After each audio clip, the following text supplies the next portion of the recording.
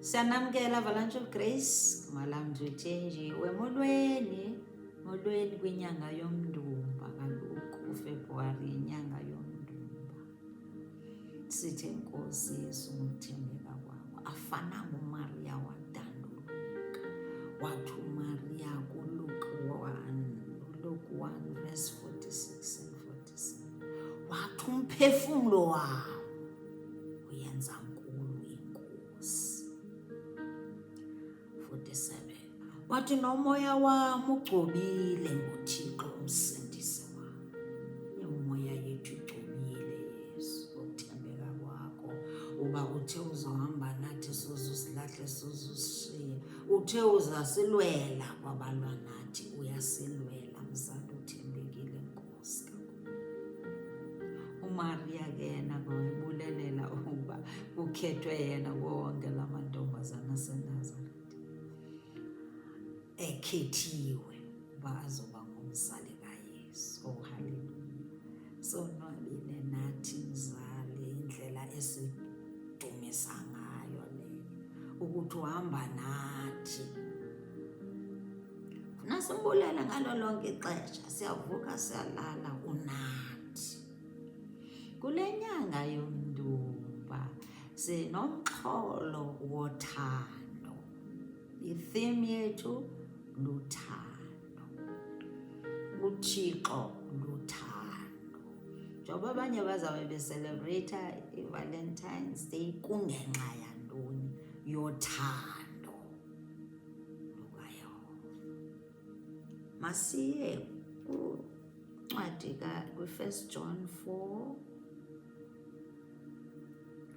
Ku-1 John 4 sizoqala kwivesi yesi-7. Sike sive uthando lukaYesu. Siqala kwivesi yesi-7. Ithi uthando lukaThixo. Uthando lu-deep, lolukabani? LolukaThixo. Uthando lukaThixo nothando lumntu. Ithi zintanda masithandane ngokuba uthando lwaphuma kuThixo. Big families, small families, luthando lukaThixo. Yawathanda ama-families uThixo. Yoloo nto efuna sihlale kakuhle singabe sisilwa. Umntu owenza kusoloko kuliwa kuma-families ngumtyholi masingamvumeli. Thando lwaphuma kuThixo. Bonke abanothando bazelwe nguThixo, bayamazi uThixo. Xa unothando uzelwe nguThixo. Xa ungenathando uyazazi ukuthi uzelwe ngubani. Verse 8. Lowo ungenaluthando akazanga amazi uThixo, ngokuba uThixo uluthando. Verse 9. Kwabonakaliswa ngale nto ukusithanda kukaThixo, ngokuthi uThixo amthume ehlabathini unyana wakhe kuphela kwamzeleyo ukuze sidle ubomi ngayo. Sidla ubomi ngokuba sikhethe uYesu ezimpilweni zethu. Yoloo nto sikucela. So uba khetha uYesu empilweni yakho uzawudla ubomi. Ngaphandle kaYesu awunabomi. Ndakukhuthaza kakhulu ukuthi umamkele uYesu. Verse 10. Uthando lulapha, ingekukuba samthandayo uThixo thina, ikukuba wasithandayo yena wamthuma unyana wakhe ukuba abe sisicamagushelo sezono zethu. uYesu thunyelwe ukuba nje abe sisicamagushelo sezono zethu. Yoloo nto kufuneka ngalo lonke ixesha sibe nombulelo, sibe grateful.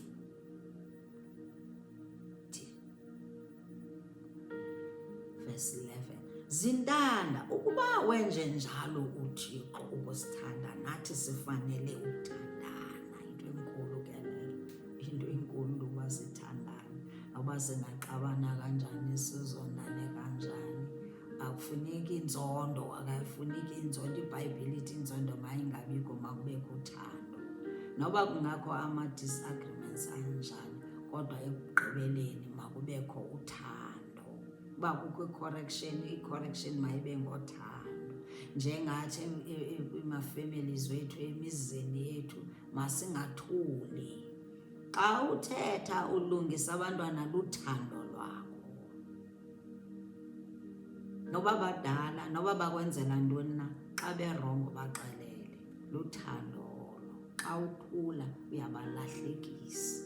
Uzawuphendula ngenye imini. Sizawuphendula ngenye imini siba singabazali. Xa sibona into yenzeka irongo thina sithule. Verse 12. Akukho namnye owakha wambona uThixo ukuba sithi sithandane, uThixo uhleli kuthi. Zange simbone uThixo, kodwa uba siyathandana uhleli kuthi uMoya Ongcwele. Nothando lwakhe lugqibelele ngaphakathi kwethu. Verse 13. Sazi ngale nto ukuba sihleli kuye, naye uhleli kuthi, ngokuba usinike umoya, umoya wakhe ulapha ngaphakathi kuthi. Greater is he that is in us. That power of God that rose Jesus from the dead ulapha kuthi. Luthando lwakhe olo. Verse 14. Sibonile thina siyanqena ukuba uyise umthumile unyana ukuba ngumsindisi wehlabathi. Thunyiwe siyanqena, siyabona uYesu apha empilweni zethu. Siyambona. uYesu umbona xa kunzima ukuba ukhona. Xa ungekahambi through izilingo, nengxwaleko, neempandezelo, neenhlupheko, awukazi umbona kakuhle. Kodwa xa ukhe wahamba loo ndlela enzima, kulapho umbona khona, ngoba uba ngamandla wakho. Uyakukhuthaza, uyikhamfatha yakho xa ukhala. Xa unengxaki, iza kuYesu nazo. Usibizile wathi izani kuwo, nina nonke abasindwa yenzani nikuphuma. Ncwadi kaMatthewu. Verse 15. Othe wavuma ukuba uYesu unguye unyana kaThixo, uThixo uhleli kuye, naye uhleli kuye. Vuma ukuba uYesu unyana kaThixo. Bani omnye ongafaniswa noYesu Kristu? Bani ongafaniswa noYesu Kristu, umjiki wempilo zabantu? Ndingomnye wabo, yona nto endokubiza. Impilo yakho xa unoYesu soze uphinde ifane.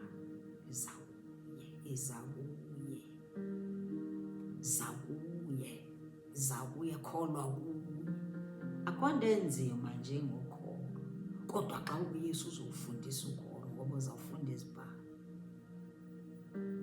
Ithi faith comes by hearing and hearing. Awumane ufunda ilizwi, umane ulifunda, ulimamela, lithi liyangena ukholo luzawuza. Akunzimanga ukulifumana ukholo. Uzawuthemba yena yedwa, uzohamba kwi-plan B. Uzawuthemba yena yedwa, then usekholweni ke. Verse 16. Uthi sikwazile thina sakholwa ukusithanda kukaThixo. Hayi, siyakholwa. Kuya-in-times kufuneka ukholwe. Ungakhuphi into enegative la emlonyeni, uthi hayi mna olukholo lwakhe, hayi nakunzima, hayi eli lizwe, njani. Uthi ndiyakholwa Moya Ongcwele, ndiyakholwa, ndiyakuva uthando lwakho. Utsho uphikisa ntoni? Uphikisa lwa moya ombi othi wena unakholo. Athi uba ibikholwa yona ngeba ukho kule ndawo, uyazibona ukuthi awusebenzi nosebenza. Awuziboni ukuthi uyasebenza kodwa imali oyirhola encane. Susikhompera. Akuhambi ngokwemali encinci ukwenza izinto, kuhamba ngokholo. Khona abantu abarhola imali ezincinci kodwa bayazenza izinto ngoba bayakholwa. Ndikuxelele, hlala kulo msebenzi lo uThixo uzokuphakamisa. wona lowo wenza yonke into efanele ukuthi uyenze.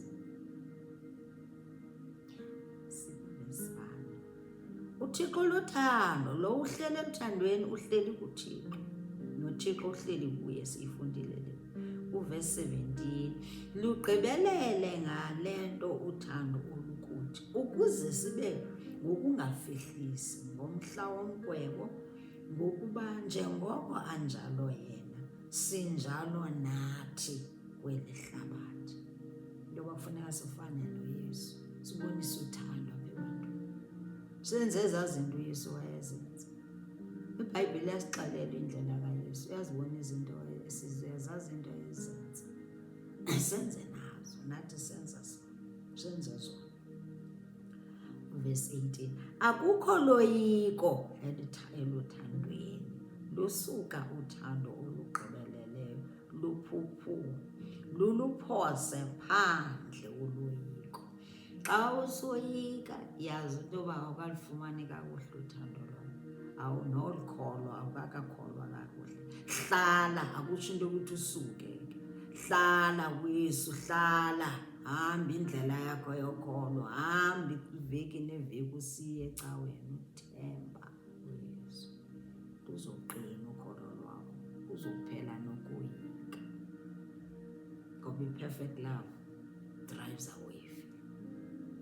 Oh, hallelujah, what a word. How a word of deliverance. Ubuyoyika, you are free today. Nali lizwi liyaqala. Verse 19. Verse 19 uthi thina siyamthanda ngokuba yena wasithanda kuqala. Wasithanda kuqala, siphela apho. Wasithanda kuqala uYesu sisengaboni, sisesebumnyameni, singekawuboni umahluko ukuba xa umamkele uYesu naxa ungekamamkeli uYesu akufani. Xa umamkele uYesu ulapho ubona khona into ukuthi nje nawe yaza yajika impilo yam, yaza yajika impilo yam, ndihlele ebumnyameni bensihlele ndihamba ndithi xa senengxaki besisenzana, besihamba siye emagqirheni siyocela uncedo, kanti siyozithathela iingxaki ezingaphezulu. Ungayi, sizokulumkisa uba ungayi ukosiyazi ucinga fana uzawufumana uncedo, awuzulufumana uncedo, ungasikhohlisi. Uyofumana ezinye iingxaki eziza kuxaka.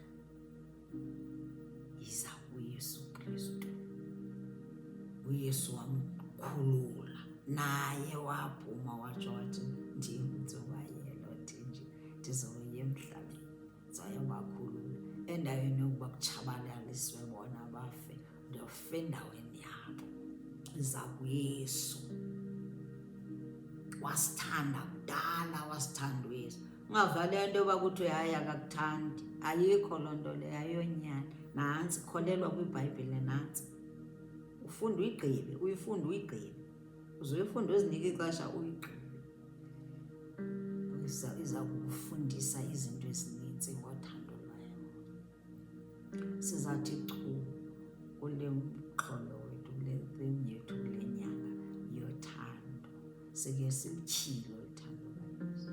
Siyakholwa ukuba apho you are occupying, Luke 19, uziphiwe nguye kaloku nezo talente, uziphiwe nguye. Occupy until Jesus comes. Ungahlali, be productive intentionally. Xa ungasebenzi, phuma uhambe uyoxelela abantu ngoYesu everyday, uzawubona uzofumana umsebenzi. Phuma uyoxelela ngothando lukaYesu, ukuthi uthando uYesu uyakuthanda, yiza ndiyakubiza uze ecaweni ngecawe. Invite abantu. Isizini imbi ngoku, sikwi-end times. Funeka ngalo lonke ixesha apha engqondweni zethu makucinge istrategy ukuthi nje nansi zawubenza njani abantu ukuthi babuye baze kuYesu. Usoloko ucinga ukwenzela into ukuthi nje uyenze le nto uThixo aza kutyhelela yona. Neyokuba njena uxelela abantu ngale ndlela, xela zinintsi indlela zokuwitness, zinintsi indlela zokusaving the lost, zokuxelela abantu, uyi-invite abantu, babizele, naxa ubabiza, inviting them ukuthi mabaze ecaweni yakho, uya-evangelize njalo, uyawitnessa njalo, ngoba uzawufumana uthando ukungena ecaweni yakho. Cawe kaYesu Kristu. Nawe mntu ongasayithandi icawe, iciza kuYesu. Xa uye ecaweni uza kuYesu Kristu, awuzi kuthi thina congregation, awuzi komnye umntu, uze kuYesu Kristu. Umamele ntoni? I-invitation. Uyabiza, uconsent